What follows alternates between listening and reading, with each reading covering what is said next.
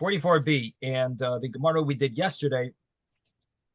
That's too bad because Pesach really this it would have been nice to have the entire flow of this chapter. It's all about Arava. Sort of like got that 3-week break in the middle, which allows people to forget. But anyway, we're here on 44b, and we are learning about the Arava ceremony. We'll soon see on 45a, we're going to have another Mishnah that really gives us a little more clarity in what the ceremony consisted of. But in any event, the Gemara we learned yesterday, we spoke about the measure or how many aravos a person needs.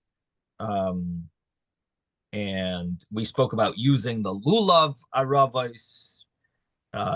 Both options. Could you use the actual aravos in the lulav to do this aravos to fulfill the mitzvah of arava? Or what about if you take them out of the lulav? And we mentioned that the Meiri says that it doesn't work. Even if you take them out of the lulav, it doesn't work because it's called huktzah l'mitzvasa.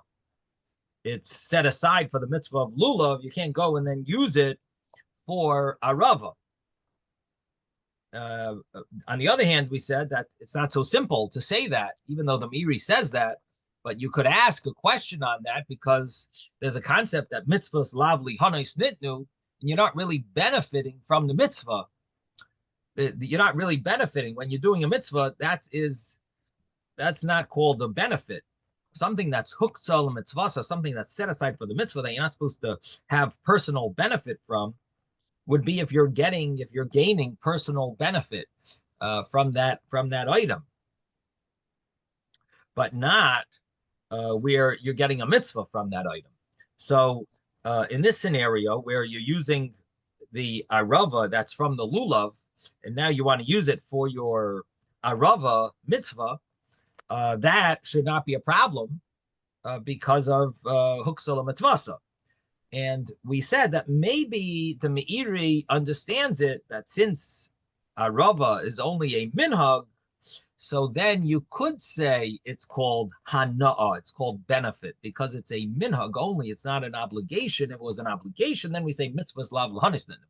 That is not like personal benefit. But if it's a minhag, then you could say maybe it is more of a personal benefit, and then maybe you could understand maybe the Meiri. On the other hand, the other poskim seem to bring a proof from our Gemara that you definitely can take the aravos out of your lulav and use it for arava. What's the proof? Because the Gemara says the word pshita. And what is the Gemara talking about? The Gemara is talking about the fact that the statement of Rabbi Ami said these altogether 3 points, and the last 2 points seem to be redundant. The first point was you need to take the arava as an entity of its own. It has to be nicker, recognizable, that it's that you're fulfilling the mitzvah of arava. And the second point was you can't use the arava of the lulav. And the Gemara says, isn't that obvious? If it has to be taken on its own, it can't be bound up. Obviously, you can't use the arava of the lulav. And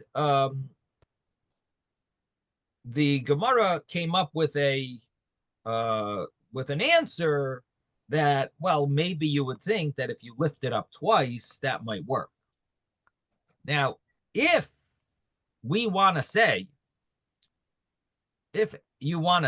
that arava you can't even take out of the lulav bundle and use it as a separate entity for the mitzvah of arava, then the Gemara's question of pshita doesn't make sense. There's no question pshita, obviously. That's not obvious.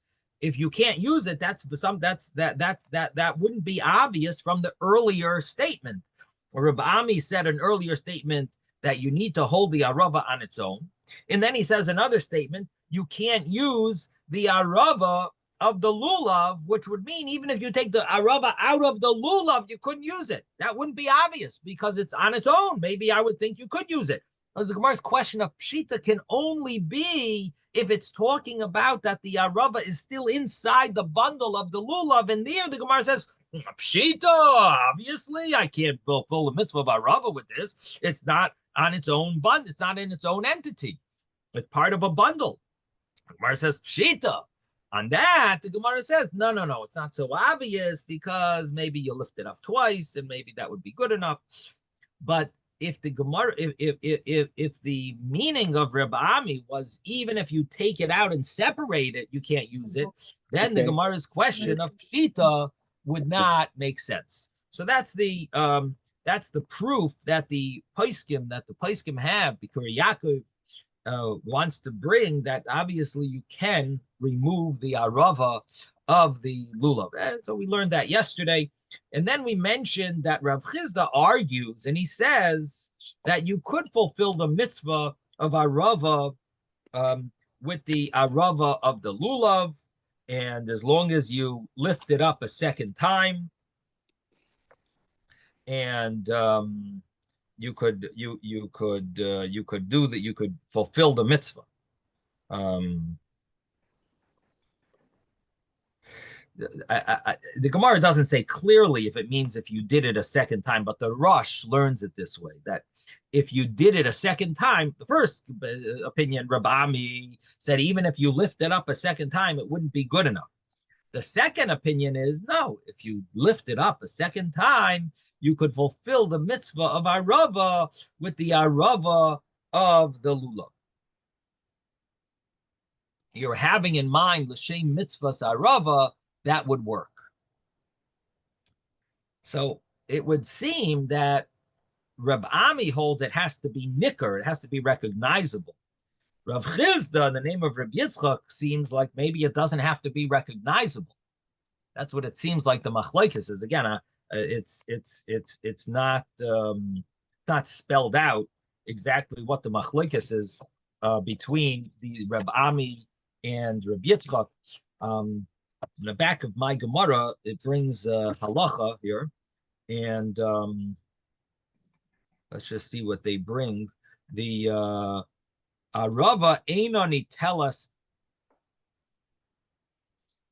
ein adam yotzi yedei arava shabululav. They bring, according to halacha, it says one opinion is you're not yotze with the arava, even if you lifted it up twice. Once l'shem lulav, once you had in mind for the lulav, and once for the arava. V'yesh oimrim sheyotze ba. Some say you fulfill the obligation. So both opinions are brought in halacha, and basically it's a machlokes, it's a shaila who the halacha follows. Does it follow Reb Ami or does it follow Rav Chizda in the name of Reb Yitzchok? Now, the Mishnah Berurah mentions that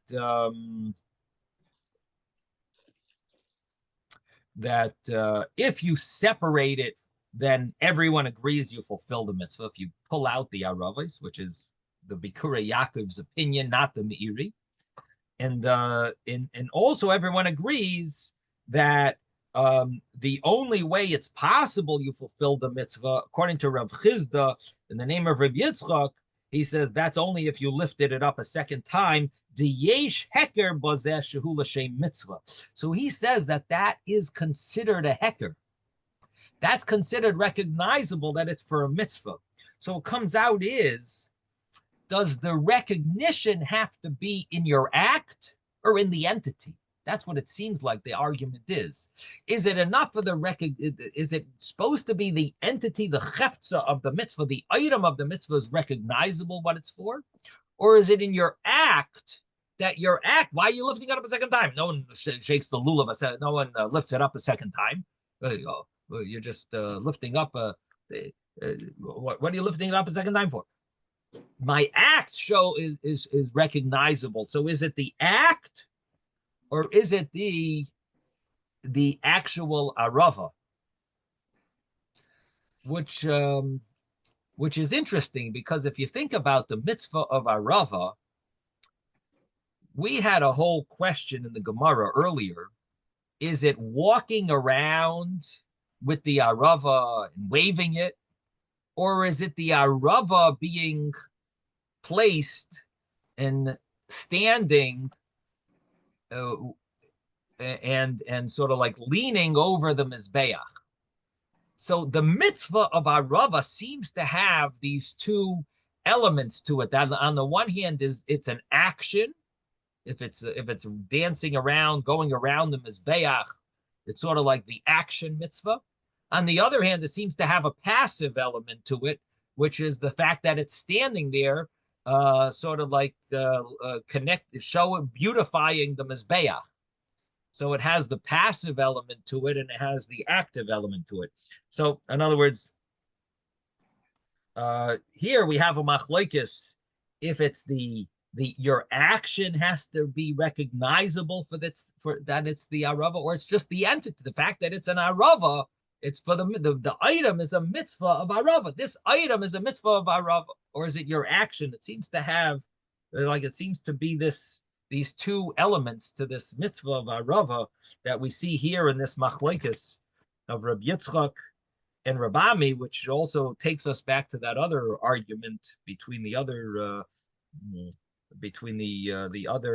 Amoraim about what is the Iker mitzvah of arava. In any event, then the Gemara mentioned the shear, and here we had a discussion of what is the real shear of the arava, what is the measurement of an arava, because the Gemara, interestingly enough, it asks what's the shear, but it doesn't really tell us what the shear is. It sort of like gives us a different meaning of this question. What is the shear means sort of like what are the rules about how many leaves it has to have, not really how big it has to be. The Gemara doesn't really talk about how big. The Gemara doesn't talk about how big it has to be. So the Ran wants to learn, well, we know what arava is from the lulav. So if it's for the lulav is 3 tvachim, here also 3 handbreadths, here also it's 3 handbreadths. The Gemara doesn't discuss that. The Gemara just talks about something to do with the leaves, and even that is a little vague, because the one way of learning it is you need to have the entire branch has to be has to have leaves on it throughout the branch. And on the other hand, there's a way to read it that it means you only need to have 3 leaves per branch. And Rashi itself seems to be a contradiction in Rashi here and Rashi on the Rif. The Rashi, in other words, it's a questionable what the correct wording is in Rashi. If it's 3 leaves per branch, the bottom line is there seems to be more leniency for the Hishanos than for the regular aravos in the lulav. For the Hishanos, number one, it's possible that you don't have, the Ran says you need to have the same measure, but the Rashi learns that it could be even much smaller. So that's number one, leniency. Number two, Rav Nachman says you got 3 of these branches, and one way of learning is that it has to be all of them fresh leaves. On the other hand, could be just you need 3 leaves, which would mean even if the majority of the leaves fell off, all you need is 3. 3, and then you have Rav Shesh's view was even one branch that has 1 leaf on it. So that's all you would need in order to fulfill this mitzvah. Now,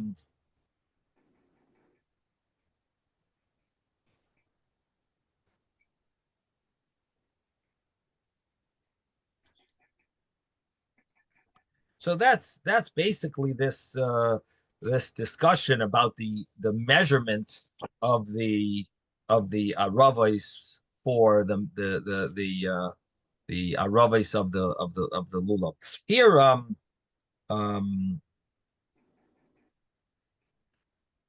it is interesting that we take 5. The minhag is to have 5 aravos, even though the Gemara here seems to make it pretty clear that you don't need five.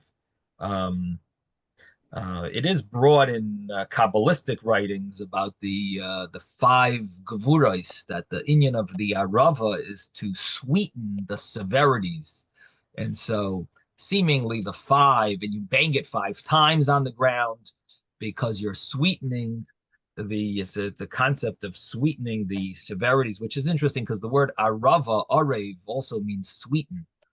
So it seems to be connected to that idea. Yes, David. Is that connected to the 5 levels of the neshama? That's above my pay grade. I don't know. Maybe Betzalel over here. Betzalel, would you like to share with us anything about that? I guess. All right. So that I don't know if the five gevuros are connected to the 5 levels. The neshama, I don't know. That's a good question.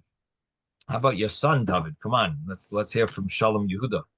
Maybe David has a son who's quite a scholar. He's not Not currently available. available. I can ask my artificial intelligence co-pilot. No. Don't He's even pretty smart. compare. Don't no Pretty no. smart. We like the human touch, and your son is quite a scholar, so we'd like him. So all right. Yes, Mordechai. Oh, Mordechai, maybe you have an answer. Well, I know that the 5 or the 5 facets are with it. I think that also corresponds to the 5 points of the beard. And in fact, like the Daf Yomi Masechta Makos Oh yeah, today they're up almost up. was talking about Uh-huh. about The five revival parts. for revival for the 5 points of the beard. Right. In other words, there's five payas of the beard, like here and here, whatever. There's five corners of the beard. Uh-huh. So that's connected to the five gevuros. Right. Interesting. Where did you hear this? Is that from Rabbi what's his name? Oster? You listen to Rabbi Oster's? Where do you Trying to remember where. uh-huh. Very nice, very nice. But not connected to the 5 levels of the soul. Right. You don't know any connection with that. Right. Right. Oh, that's a nice insight about the five corners of the beard. All right. So then the next piece of Gemara was Ivu. And Ivu was basically talking about the fact that he was standing in front of Rebbe Elazar Bar Tzadok, and the Gemara mentions 3 of these episodes. So he was standing in front of Rebbe Elazar Bar Tzadok, and this someone brought Isi Gavra. Someone brought Arava in front of him, and he took it and he did chavit shakil chavit. He took it, he waved it, or he banged it. The question, difference of opinion, what chavit really means, but he did not say a bracha. And this is, of course, as we've mentioned a few times, this is the topic of saying a bracha on a minhag. And of course, it's applicable today, Rosh Chodesh, and it's something that it does come up. They also bring down the discussion of saying a bracha in shul on the menorah, on the Hanukkah candles, near Hanukkah, because in shul that's only a minhag. The bracha in shul of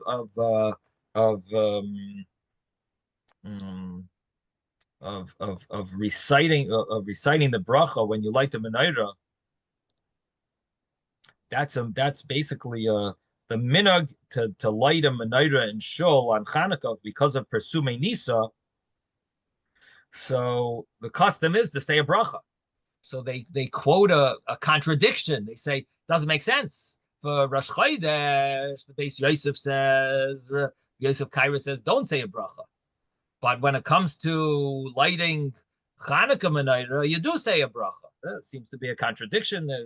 And then they so that's one contradiction they mention. They also talk about the saying a bracha by mikvah on for Yom Kippur. People go to mikvah before Yom Kippur, and they're also we don't they're well, it seems to be a machlokes. It says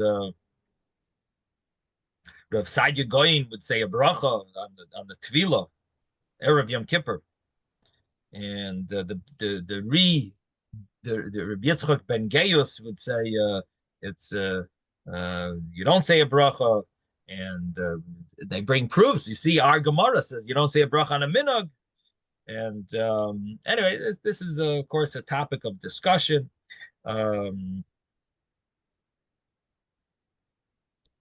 Shilos etshuvas min hashamayim, you have to say a bracha. He says he holds like Rav Sadia Goyin. Shilos etshuvas min hashamayim is an interesting sefer. It's a Shilos etshuvas min hashamayim was Rabbi Yaakov from Maroish, or Marvish, whatever city that was, and he went to sleep and he had like a prophecy of his answers came to him through, interestingly enough, his answers came to him when he slept.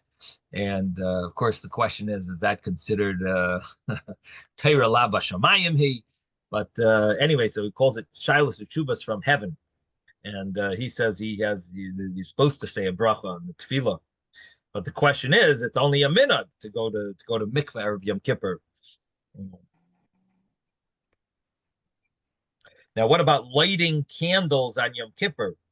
Lighting before Yom Kippur, the lighting Yom Tov candles. So that lighting of candles is only a minhag for Yom Kippur, it seems to be. So they ask that question as well. Why do you say a bracha on those candles? Anyway, there is such a concept brought that you might be able to differentiate between different types of minhagim. In other words, how do you decide which minhag gets a bracha, which minhag doesn't get a bracha? So minhagim that are extensions of a halacha, those maybe do get a bracha. Minhagim that are something totally new don't get a bracha. So like mikvah and erev Yom Kippur, there's no like or origin for that. So that would be like a total minhag. You shouldn't say it. We don't say a bracha on. On the other hand, Ner Chanukah in Shul is sort of like an extension of not being able to light it outside. For Sumei Nisa, people light the menorah inside. So it's sort of like an extension of the Ner Chanukah maybe. So there you could say a bracha. That's what it seems like. Chanukah, Rosh Chodesh, Halal, Rosh Chodesh, there's no source for, so then you don't say a bracha.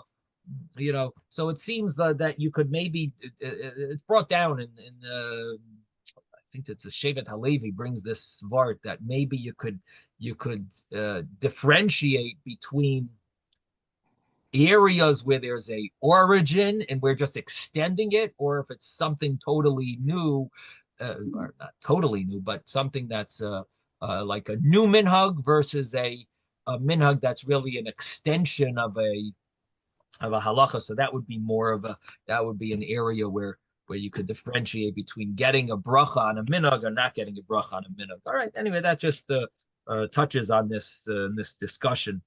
Now, the Gemara says that the fact that Rebbe Lazar Bar Tzadok did not say a bracha shows something about a discussion we had before, that this is called minhag neviim, not yesoid neviim. In other words, the Gemara is clarifying here that why didn't he say a bracha on the Arava mitzvah, on this Arava ceremony?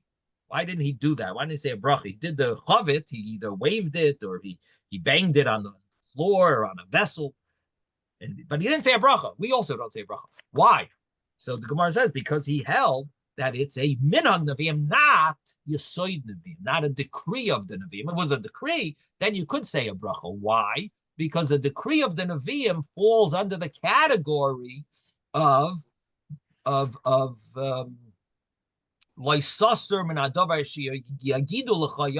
like you could say Asher Kedeshanu b'mitzvaysav. Hashem commanded us. It's not in the Torah. It's the rabbis commanded us, but the Torah says we have to listen to the rabbis. And not only that, not only does the Torah say we have to listen to the rabbis, but there is a source that it's even an assay. It's not only a loisaser min hadavar. It's not only a negative mitzvah. Don't not listen to them. Don't remove yourself loisaser min hadavar. Don't remove yourself from what they say.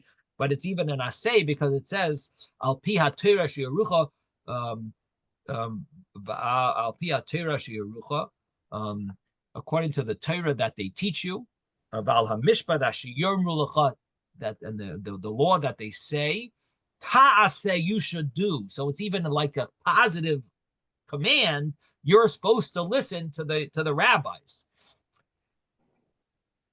Now the question is, what's the concept of a minhag?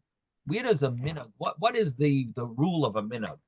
So a minhag does have some element of obligation. What is the obligation of a minhag? An obligation of a minhag is not from loisaser min hadavar she'yormu lecha. It is not from the fact that it says in the Torah that what the rabbis tell you to do, you should do, because the rabbis didn't tell you to do this minhag. But if you have a minhag to do something, it's based on a pasuk that says v'al titosh Torah simecha shma b'ni musar avicha v'al titosh Torah simecha. Don't remove yourself from the teachings of your mother. And that's the source of minhagim, that you're not supposed to don't remove yourself from don't push aside the teachings of your mother. So that is the source of following minhagim. So in a certain sense, you are supposed to keep minhagim. What level of obligation is there? That's a good question. But to what extent would you be obligated in keeping a minhag? But it is based on this pasuk of Va'al titosh Torah simecha, and which gives you a sort of like a somewhat of an obligation to do it, to do the minhagim. Now, you can't don't abandon the tradition of your parents. That's basically it. Follow the tradition. So the question would be, could you use that to say Asher Kedeshanu b'mitzvaysav? If it sucks the blood to the surface, even though it's not. Well, it's a mitzvah, Kedeshanu b'mitzvaysav is fine. It's a mitzvah. He commanded even for a minute. What do you mean? I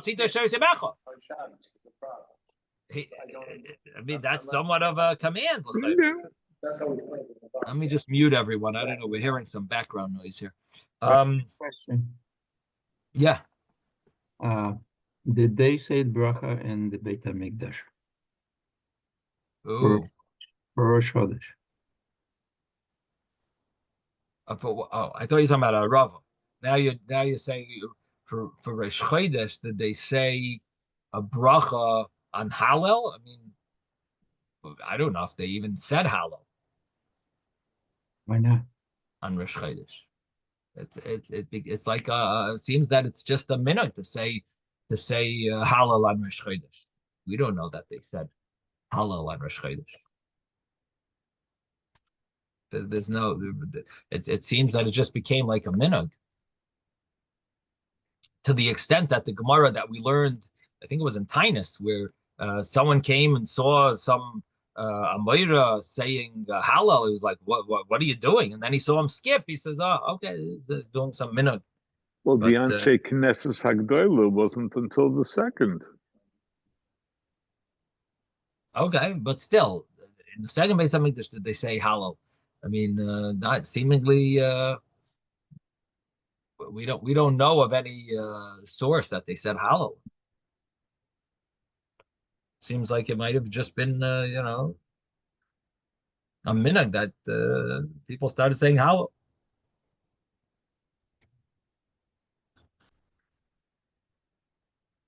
You can't use the fact that it says Chodesh Hazeh Lachem As a source to say Hallel. I don't know. If Hashem is giving it to us, right. In other words, it is a holiday. What was that?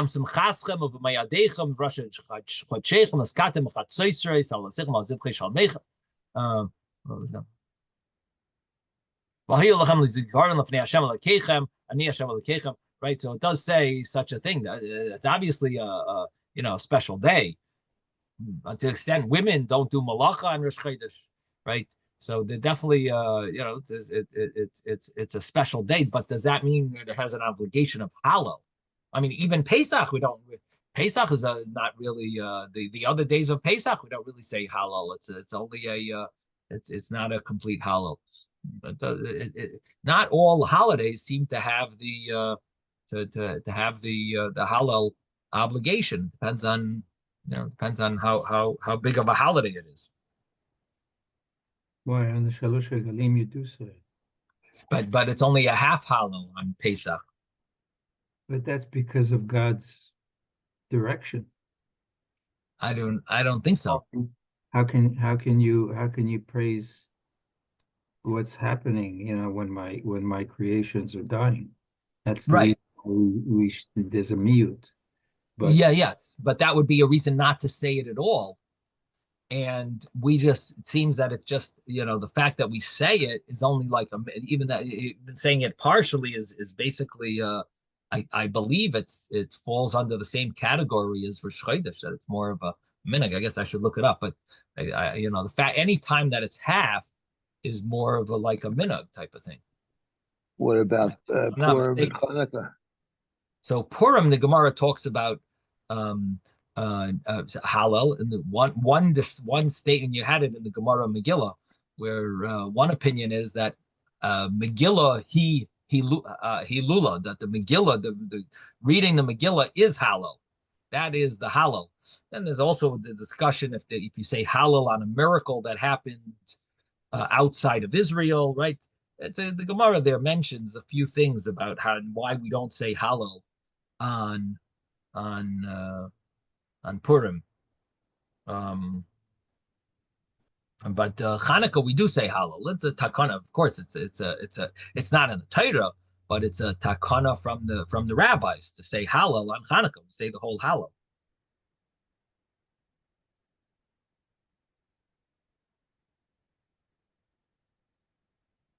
So it's almost like a kal v'chomer in reverse, because you have by mitzvahs from the Torah, yontif from the Torah where you don't say it, and you have yontif from not from the Torah like Hanukkah where you do say it.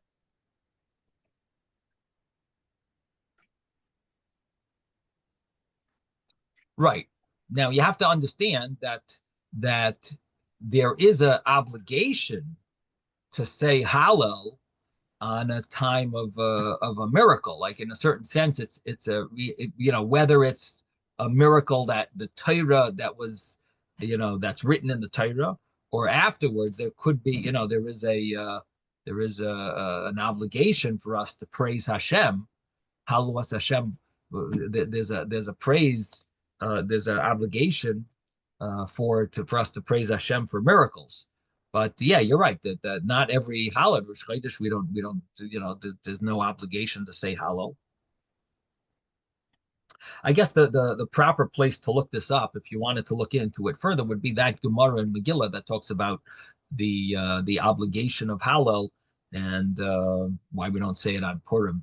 And you could look it up over there. The Gemara has like 2 or 3 reasons why not, and maybe the commentaries talk about comparing it to other Yom Tovim probably.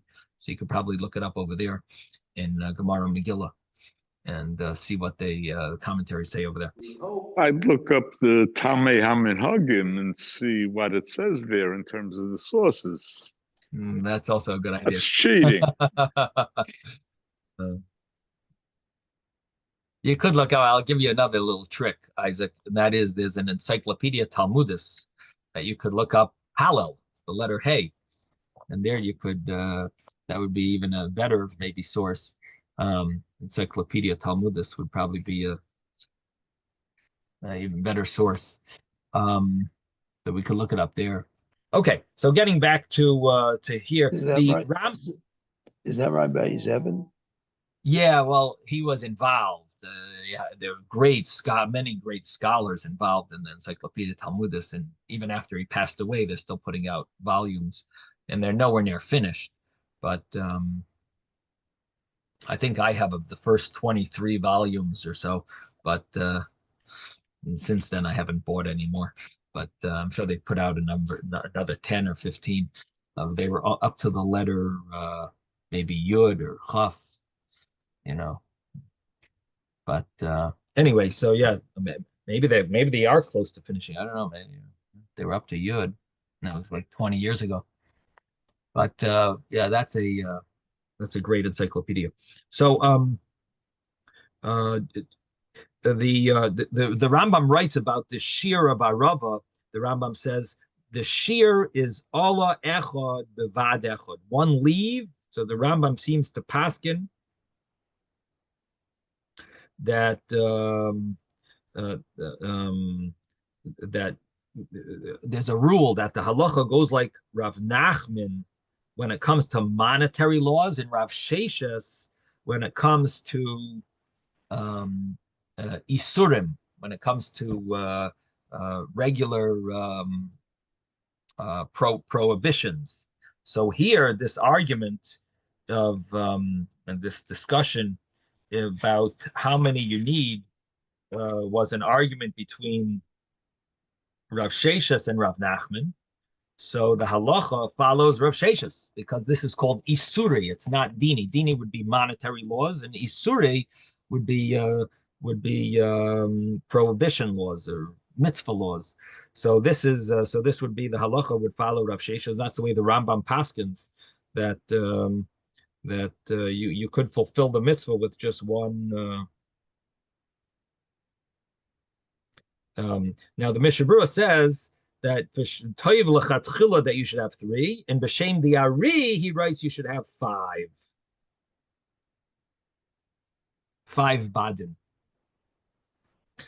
5 stems. So that's the source of the 5 is the Ari. Okay. Now they do say that anything that passels the arava of the lulav passels the arava of the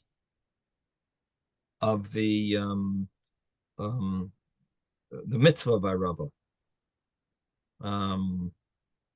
And they seem to paskin that you need 3 hand breaths, and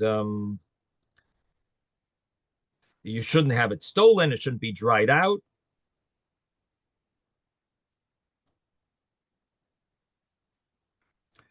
And it should be, there's an inyan of Hiddur Mitzvah, as we see that they used to use beautiful ones. So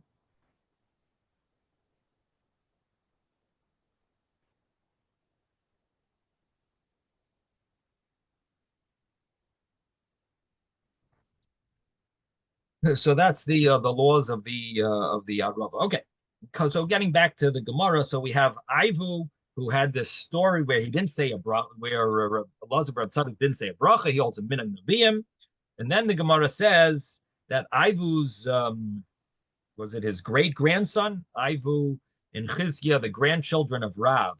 Ivu was the father of Rav, and then his great grandson Ivu and Chizkiah, also a great grandson, they brought an arava before Rav.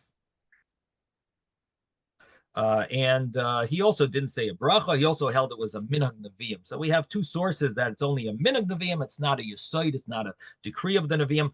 Then the Gemara mentions another story with Ivu. Again, this is the father of Rav. Ivu says, I was standing in front of Rabbi Elazar ben Tzadok, and you have this story. And this was a somewhat of a complicated story. It's a little unclear. It goes into the laws of Shemitah and this man seems to have been doing something that the Gemara, that he asked Rebbe Elazar Reb Tzadok, am I doing the right thing? And he said, no. So he immediately, what did he do? So it says, Loi arich, you're not doing this is not the right thing. You're paying workers with Perish Shvius. You're not allowed to do business with Perish Shvius. So basically, he left him. Kavakov Shavik Levi Ozil. He left him and he went. Rebbe Elazar Reb Tzadok said, wow, I've been here 40 years. I've never seen such a righteous, such a Yashrus Dika individual, special person. What's the pshat? What was he so impressed with? Then the guy comes back. He says, so tell me what to do now. So he tells him, Afgir Zeisayel Chashuchaya, make sure it's Hefker, make it Hefker to the poor people, and give them money from your own pocket, not from the Perish Shvius. You're not allowed to pay workers with fruit of Shemitah. The Gemara then discusses, well, what about having them work? Shemitah, you're not allowed to work. So the Gemara says, no, there's two types of hoeing, and this type of hoeing was allowed on Shemitah. Basically, you're not allowed to benefit. You're not allowed to do things to enhance your vineyard, but you're allowed to do things that you're allowed to do certain things that are gonna just make it not get ruined, and that's basically what they were doing. So that wasn't an issue. The issue was paying them with Perish Shvius, with the fruit of Shemitah, and that was where this man went wrong, or was advised from Elazar Reb Tzadok not to do it. Now, the Gemara, the story mentions how he's so impressed with this guy. Now, what was he so impressed with? So one of the Bali Musar, they bring from this Gemara, they say, for Bishal Salanter, bring a nice vart. They say, he says that what's the Indian that he was so impressed? What was he so impressed with? He was so impressed that this man, he heard that it's wrong. So what did he do? He immediately runs away. He doesn't finish off his discussion. He immediately runs back to cancel his deal. We got to stop. He runs home. Then he comes back to find out, okay, now what do I do now? Like, first he cancels what's going on. So he's like, have a koshavik levi yazil. He immediately leaves him and he goes on his way. And that's what Rebbe Elazar said. Wow, look at that. He runs so fast. He hears this is not appropriate. He runs back home to cancel his thing, and then he comes back to find out. So what should I do now? But he runs so fast, such a zrizus to make sure that he's not doing something wrong. That's what Rebbe Elazar Reb Tzadok was so impressed with, and he tells his students, Kadu, until now I was living here in the land 40 years, and I never saw someone that was going in the ways that are so straight, so righteous like this man. Anyway, so that's the story. Again, it's a little complicated, the story. What exactly was he doing? What he was doing? Was it really was he doing something really wrong? I mean, he wasn't really paying them. He was. They were just taking the. See, it's the terminology is arich or loy arich. Is it right or not right? Not like is it allowed? Commentaries want to say maybe it wasn't 100% wrong, but it's more of a Marisayan type of prohibition.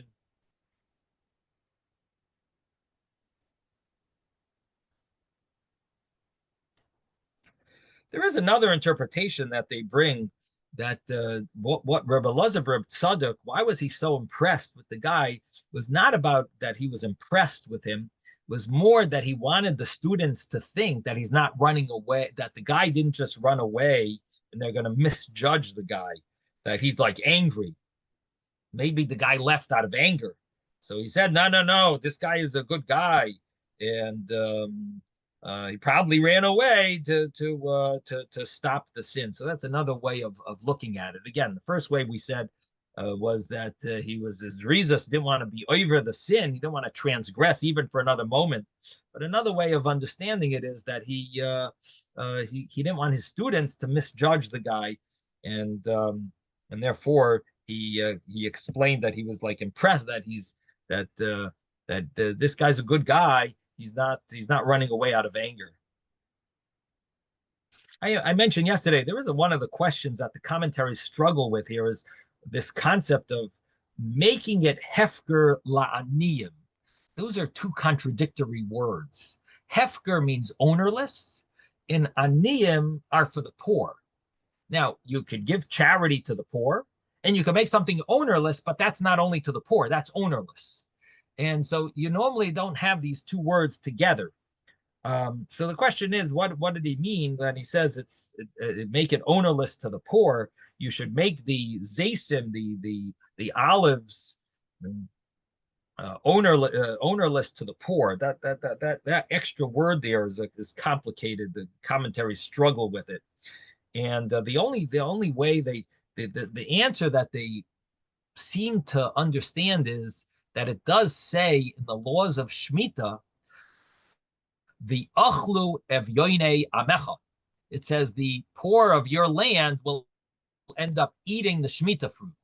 So that terminology in the Chumash, which really basically means not that it's really the poor people, but everyone regarding Shemitah is called poor because you don't have produce that you're able to buy. And so it's achlu avyoni amecha regarding Shemitah, everyone is called poor. So maybe that's the term. It's just the term used. So it's not really you're making it hefker for the poor. You're not making it ownerless for the poor. You're really making it ownerless. Happens to be the term that's used by Shemitah is achlu avyoni amecha maybe. So that maybe is the meaning of the poor. That's that's where it fits in. But really, of course, you're making it hefker means you're making it ownerless.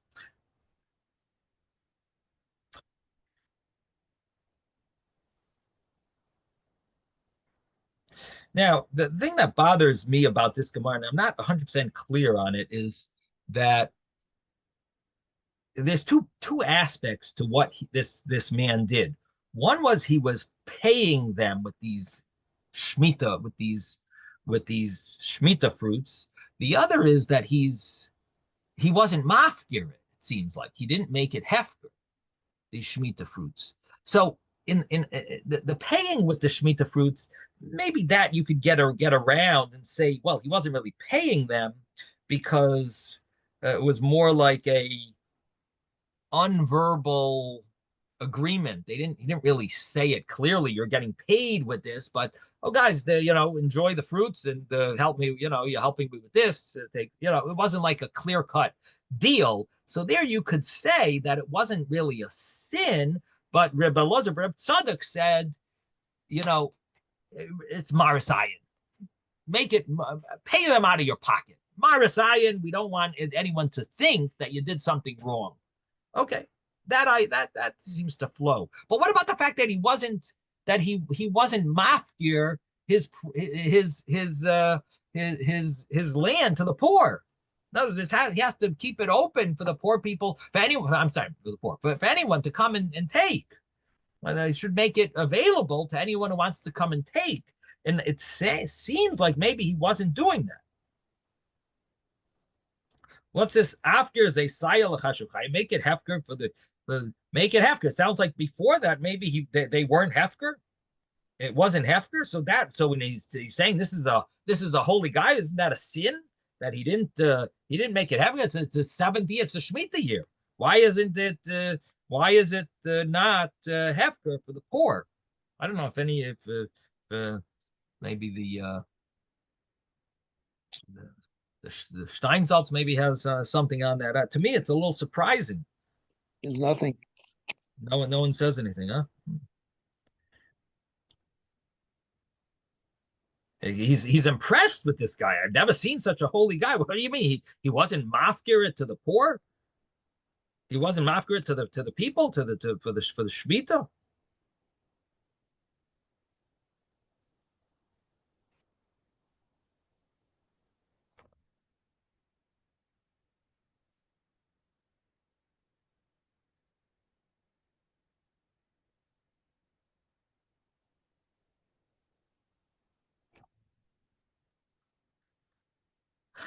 I'm not sure, but maybe the answer is not that he wasn't mafkirit.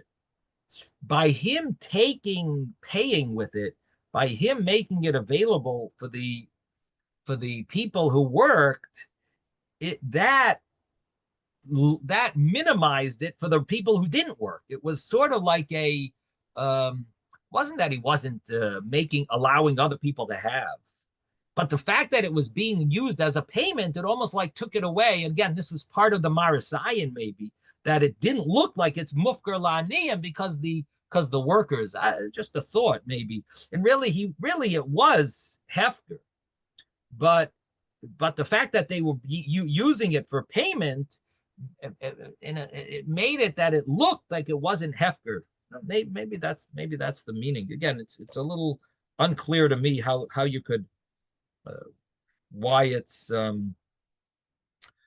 this wasn't such a sin, and why they're impressed with this guy.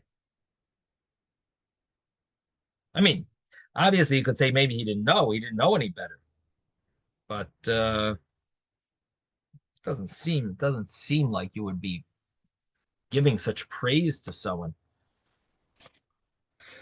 In any event, okay, so that's the Gemara about the Shemitah. Now comes the next piece. The next piece was Ivu said in the name of Reb Elazar Reb Tzadok about Shabbos. Don't go more than 3 parsois. Now, a parsa is 4 mil. A mil is an argument. How long is a mil? We know that the amount of time it takes for dough to rise is a mil. If it's not being worked on, if you're not kneading the dough, it takes a mil. The amount of time it takes to walk, the mil, 2,000 amos, so which is like 3/4 of a mile. How long is a mil? So a mil is approximately 18 minutes. Some say it's 24 minutes. It's a machlokes, 24 minutes or 18 minutes. Now, if you follow the 24-minute rule of a mil, so then a parsa is 4 mils, 4 times 24 minutes. 4 times 24 minutes would be a parsa. That would mean 96 minutes, right? 4 times 24 would be 96 minutes. Now, if you have 3 parsas, how long would that be? It would be 4 hours and 48 minutes. Because 96 times 3 is 228, and 228 divided by 60, which would be how many hours? You would have 4 hours and 48 minutes, if I'm not mistaken. Am I wrong? Yeah. 96 times 3. 96 times 3 equals 288. And 288 divided by 60 is 4 hours and 8. I'm sorry? You were saying 228. Oh, 288. Excuse me. 288. Excuse me. I'm sorry. Thank you. 4 hours and something. Yeah, 4 hours and 8/10 of an hour, which is 4/5 of an hour, which 4/5 of an hour would be 48 minutes, because if you divide an hour into 5 is 12 minutes each. So four of those parts would be 4 times 12, which would be 48. So it would be 4 hours and 48 minutes. So that would be 3 parsas if you follow a 24-minute mill. If you follow the 18-minute mill, it comes out a little less. The 18-minute mill would be 72 minutes times 3 parsa, 72 minutes a parsa. That would be 72 times 3 equals 216. You divide that by 60, it equals 3 hours and 6/10, which would be 3/5, which would be 3 hours and 36 minutes. So it's either 4 hours and 48 minutes or 3 hours and 36 minutes. But basically, this is the amount of time a person would be allowed to travel on a Friday, on Erev Shabbos.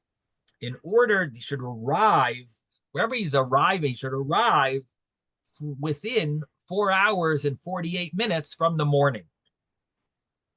And the reason has to do with the fact that you got to give people time. You can't just arrive and then they might not be able to handle you as with your, to provide for your needs for Shabbos. And the Gemara's discussion deals with number one, if you're going to your own house, or if you're going to a place where they don't even know you, or they're not, they're where you're a guest. And so the first statement of the Gemara, the first version of the Gemara is that don't travel longer than this amount. Make sure to get there at an early time in the Friday, because you're going to come to your house late, and they didn't prepare for you. And what's going to happen is you're going to get angry at them. So in order to prevent that, the halacha is you're not allowed to come and pop in. And you have to understand, in the olden days, they didn't have telephones. They didn't have people, you didn't have an ETA, estimated time of arrival. People didn't know when you were coming. And what will end up happening, at least the way Rashi understands it, is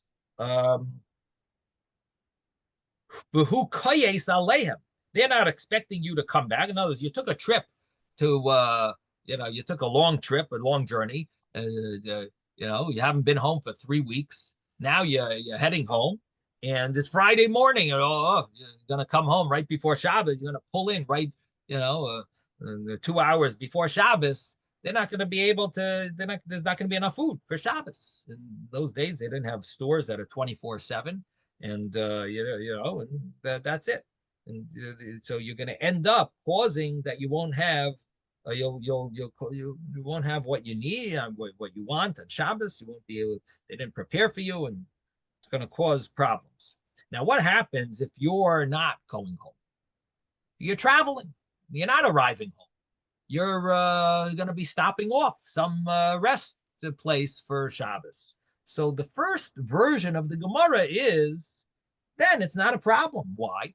Because you're not a fool. You're taking with you whatever you're going to eat. And you obviously will have whatever you need. You're relying on the food that you have. So if you want, you could travel right close, not too, you could keep on traveling. You don't have to stop at, 10 o'clock in the morning, 10:48. You could keep on going, travel, whatever you want, and get there a little before Shabbos, have your preparations ready for Shabbos, and the food, you have whatever you took with you. So that was the first version of the Gemara. Then came the second version, Ika D'Amri. Ika D'Amri is Amrav Kahana, lo nitzrucha ela afilu levese. There's the change in the word. There's an extra word called afilu. That's afilu. Even for your house. For sure, if you're going to be a guest somewhere, you're going to be staying somewhere, you're not going to have enough food. You need to prepare for Shabbos, and or you're a guest at someone else's house. They need to know that you're coming. But even in your own house, where you'll find stuff, even there you got to make sure that you even in your own house, make sure that you don't travel more than you get there early in the on Friday, Erev Shabbos, and you don't just arrive there close to Shabbos. And then the Gemara brings a story of Rav Kahana. And this is a statement. The Ika D'Amri is Rav Kahana says,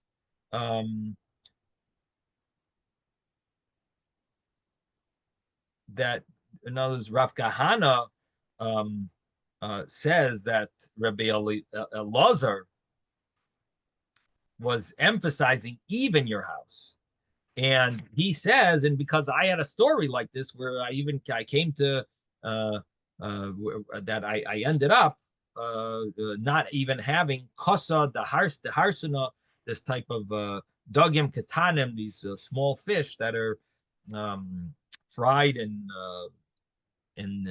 with flour and inside their oil, their fat, and I didn't even have that, which is like shows that you got to prepare for Shabbos and give people advance notice if you're going to be arriving. Okay, so that basically goes over the sugya that we did yesterday. So Mitzvah Hashem, tomorrow we'll start the new Gemara. Okay, we're going to stop here. Zai gesund, everyone. Have a wonderful day. Thank you, Rabbi. Thank you.